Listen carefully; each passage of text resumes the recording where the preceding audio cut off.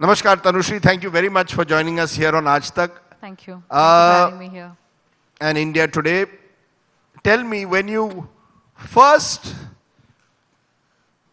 mentioned Nana Patekar's name a few weeks ago, again after 10 years, and spoke about the sexual harassment, did you ever think that it would be a movement that would lead to a minister resigning, to producers being removed off their sets, to production houses being dissolved, to Nana being removed from a film itself, to every woman talking about the Metoo campaign? Did you ever think, Tanushree Dutta, that your one line would spark off a viral fever in this country? I was harassed on set by these 4 individuals, including Nana, the director, producer, and the choreographer. And 10 years back, I had spoken about it. I had given interviews. It was a big issue that had happened all over news channels. The coverage was mostly scandalous. It was mostly sensationalized. Nothing came out of it. The doors that I knocked did not open for me. I left disappointed. Sorry. My throat's gone bad talking. Now, I came back to country for a holiday, and during some general press interaction, somebody asked me why the Me Too movement is not happening in our country. And my response was, because what happened to me 10 years ago has not been redressed. And I just said it nonchalantly, without having any motive to it. But that's what went viral. Now, everybody was in on it. The consciousness of our country has risen. The media has been wanting to do this for a while. So everything that followed, like a pack of cards falling one after the other, came as a surprise to me. It's come as a surprise. So has India changed in 10 years? Have the women of India changed in 10 years? Or have the men of India finally changed in the last 10 years? What has suddenly changed? That what happened 10 years ago, as you said, was sensationalized. But today it is seen as a genuine movement for change. I think the Me Too movement that happened in the West was something that was carried forward all over the world. Everybody knew about it. Everybody followed that story. And somehow in India, people couldn't speak up because there was a lot of reservation given how our society works. Our society always works to stigmatize and put shame on the victims themselves when they speak up. Also, the entire ecosystem, the law and order and the general psychology of men and women seeks to discourage such revelations. So I think it was just time, perhaps. I think it just had to happen. And change is an ongoing process. We are changing and transforming as we speak, every moment, every year, every month. So I think this is just a part of that change. Now, are you saying then that women have become more conscious of their rights? Or have men finally in this country of ours become gender sensitive? I wouldn't make a general statement because there are still many, many women who are still hesitant to come out and speak. They still are under the same fear and this whole burden. And what you see right now, Rajdeep, is just the tip of the iceberg. This is just a few people who somehow had the courage and they felt like this is the right time for them to speak out. And that's what you see. And a few men have been held accountable. I wouldn't call it a general blast of a change that has happened yet, but this could in future lead to that utopian era or situation that you're talking about. Tanushree Dutta, you are saying there are many more women out there who are being sexually harassed, who are being in a sense intimidated, pushed to a corner, assaulted, and they don't speak out. Of course, because there are so many women who are speaking up after 19 years, 20 years, 10 years, 5 years. And we know more than anybody else that this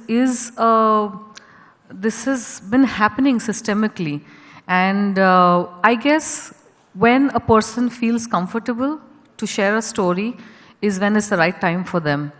All over the world, I think people have come out when they felt safe that, okay, when they speak out, they're not going to be judged and they're not going to be condemned. But look at your own industry. How many people in your own industry have openly come out and taken your side? Yes, there are a few exceptions. Akshay Kumar made it very clear that he will not act with Nana or with Sajid Khan. As a result, they've been out of Houseful 4. You've got a few others like Amir Khan who've come out and made their statements. A few actors like Kangana Ranaut, Pooja Bhatt, but many others are silent. Amitabh Bachchan hasn't, he said, Tanushree Dutta, Nana Patekar, I won't speak. You're smiling when I said that. What does that mean? Are you saying that the powerful people of the film industry are still scared of dipping their toes into this controversy? Yeah, because they're considering it a controversy. They're not considering it a revival. When you consider something as a controversy, you wait for it to blow over. You wait for it to pass over. And that's what had happened 10 years ago. 10 years ago, I was on national TV for 3 days, not for the right reasons, because at that point of time, I had a lot to lose. I had a full-fledged film career going. I was a very, very popular star, and I could see a future ahead of me. That was a point of my life where from small independent films, which got me a lot of fame and popularity, I was now moving to better and bigger projects. I was also growing as an actor. My craft was getting better. I had so much to lose, but I was again put in a situation where I had to defend myself, because when the whole incident unfolded, right after that, there was a lot of smear campaign that was run on me. I was called all kinds of names, So I had to defend myself. So even back then, I didn't speak because I wanted to be a hero. I spoke because I had to defend myself against the allegations that Nana and his 3 friends, the director, producer, and choreographer were leveling at me. So in order to, protect myself from the damages, I had to speak up. But the whole thing came like a controversy and went like a controversy. Nothing good came out of it. You had no regrets about what you did in 2008. Looking back, you almost seem to suggest as if your film career suffered because of what happened. You were targeted personally. There was victim shaming, slut shaming. You were called all kinds of names at the time.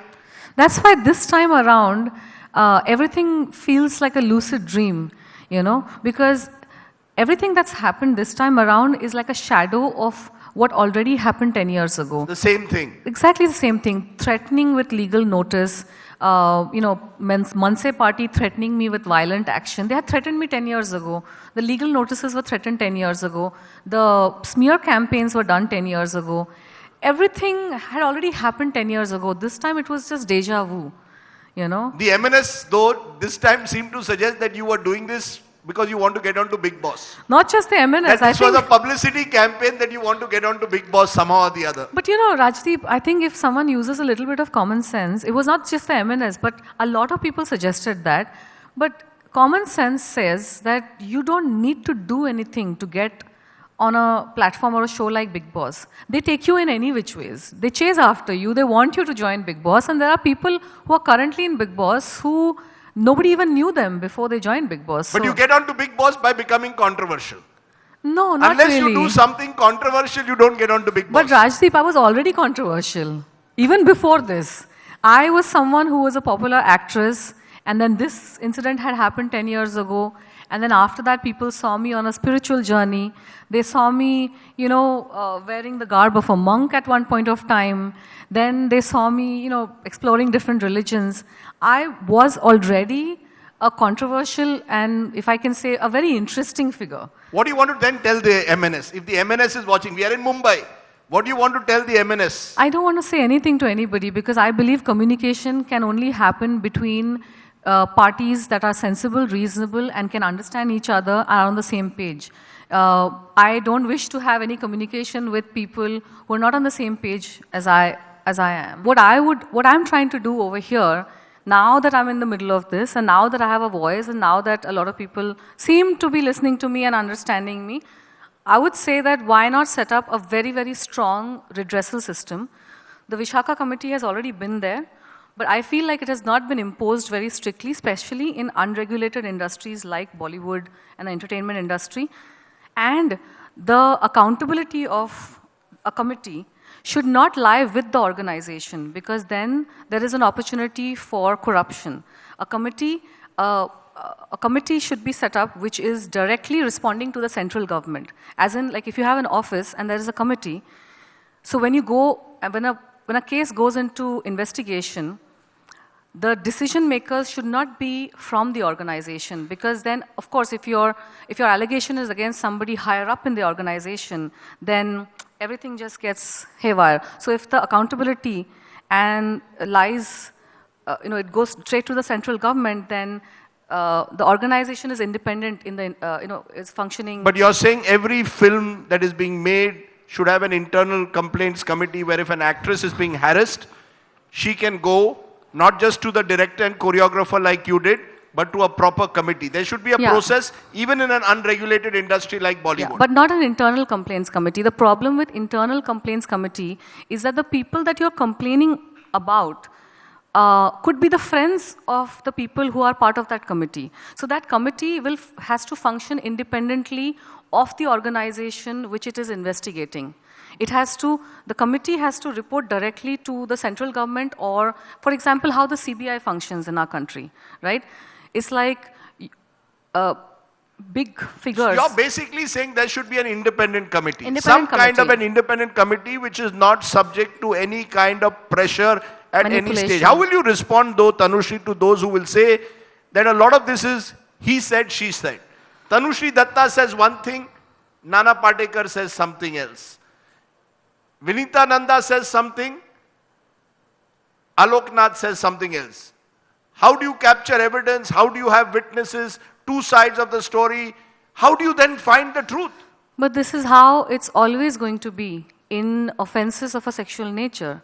Because when these things happen, it's always going to be he says and she says. In my case, I have enough evidence, video footages, eyewitnesses that have come forward in my support. But Rajdeep, there are so many cases where a rape has happened or an actual assault has happened, which has happened behind closed doors or has happened in private. You cannot put the onus of proof on the victim. Otherwise, all of us women will have to wear a camera on our forehead and walk around 24 hours if we have to prove everything that we say.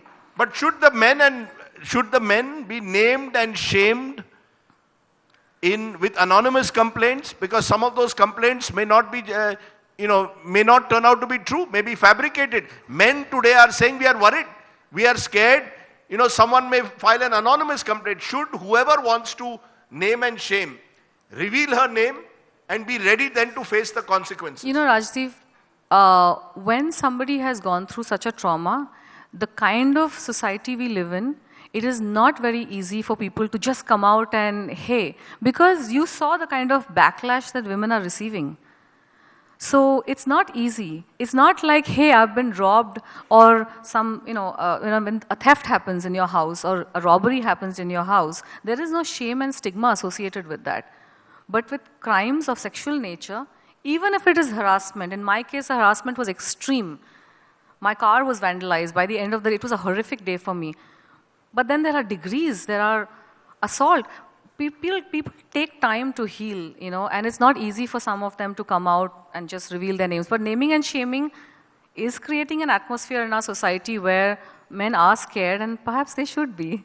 Men should get scared, right? Okay, that's a good way to put it. But you mentioned about your car being vandalized. In that original complaint, you referred to the vandalization of your car after this incident took place. Why didn't you, in your original complaint, say that Nana Patekar, XY, director, choreographer were all involved in this? Why didn't you name them? When I had first filed an FIR, I had gone to the police right after the incident. I have mentioned this in other interviews as well. I had told them a minute-by-minute account of everything that transpired. But my complaint didn't end up in the FIR. That's not my problem, that's a problem with the system, and it happens a lot. My Cinta complaint, on the other hand, which was a handwritten note from me, has all the details from 2008. It was a handwritten letter from me in 2008 to Cinta. And yet Cinta did not act on it. I come back to it. Even today, some of the biggest stars of your industry, including women, are not speaking out with that same sense of outrage that maybe one would have felt. Why? Why do you think bigger stars who have perhaps these huge reputations, carry great credibility, why do they not speak? They are uncomfortable. Some of them are uncomfortable. Some of them are complicit. Are you worried? Have you received threat calls? Have you received any messages from people close to them? The first 1.5 weeks was tough because we didn't have a movement yet. It was just me speaking and speaking and speaking, same things over and over again. It was tiring. My throat was giving up. My throat is still bad. And then I was being threatened with legal notices and all that. I'll give you an example of a day. There was one horrible day in my life where I woke up one morning and I opened a newspaper, a leading newspaper, and the Manse had issued a threat in that newspaper. I don't know how they even printed it. It's like somebody is openly threatening a woman and they've just printed it. Anyways, I read it early in the morning, a violent threat. Then by afternoon, the police had already given me protection because of these threats that were being issued.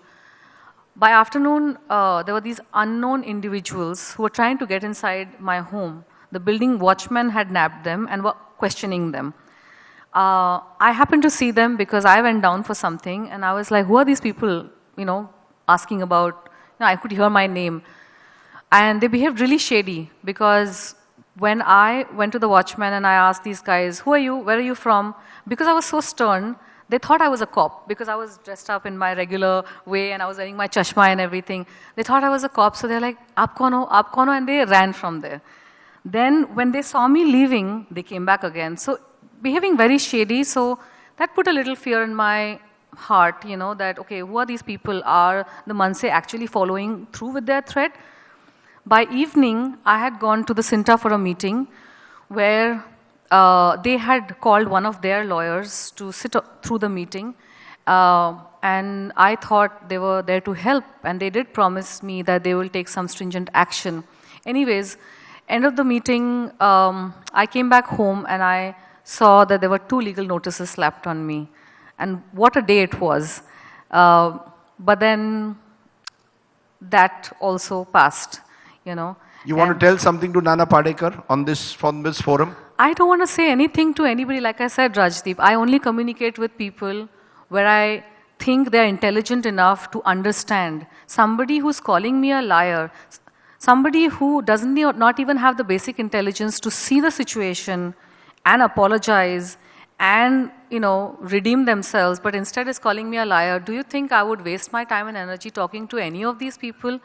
My greatest regret is the fact that how could I even work with such kind of people? Knowing myself, I sometimes still ask myself that question, and I ask God, why did I end up working with these kind of people? Like when I see them today, I realize that they are not any different from how they were 10 years back. How could I not see it? Like when I met them, for a meeting and everything, I met the director and the producer. I should have had the instinct to know that these are not the kind of people that I will vibe with or gel with, So today, to even try to have a communication, I tried to have a communication with them on set. It fell on deaf ears. So why would I have any communication? I would want to communicate with people who get it, who get what I'm trying to say, who understand and who have the basic intelligence to even respond, or at least consider the possibility that, okay, we don't understand what she's saying, but perhaps there's a possibility that what she's saying could make sense to us someday in future. You think there's a complete lack of sensitivity, a lack of understanding, Yes. particularly among Indian men? Indian men in particular? Indian men and women. And women. Through this movement, I have also seen the obnoxious attitude of some of the women who've come forward and have completely thrashed the movement as some kind of publicity stunt or God knows what not. They say it's a movement of the elite, that these are elite women who are doing this. The average Indian woman is not concerned about Metoo. Well, because the average Indian woman doesn't even have the voice. Maybe she's not even on social media. She's too busy taking care of her family and, working. So I don't even get it. What is the logic?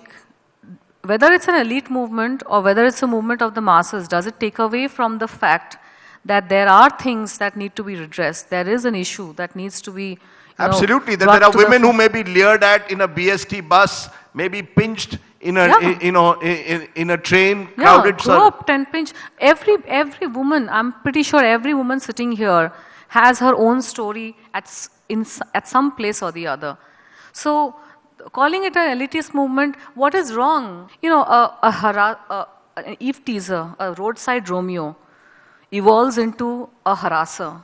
Then he evolves into a molester. Then he evolves into a rapist. And one day even rape is not enough. He becomes a gang rapist. We are creating these people with our silence, with our complicity. Thank you very much for joining us here on Aaj Tak's Mumbai Manthan. Thank you. And spearheading this movement. Give her a very big hand, ladies and gentlemen. Thank you.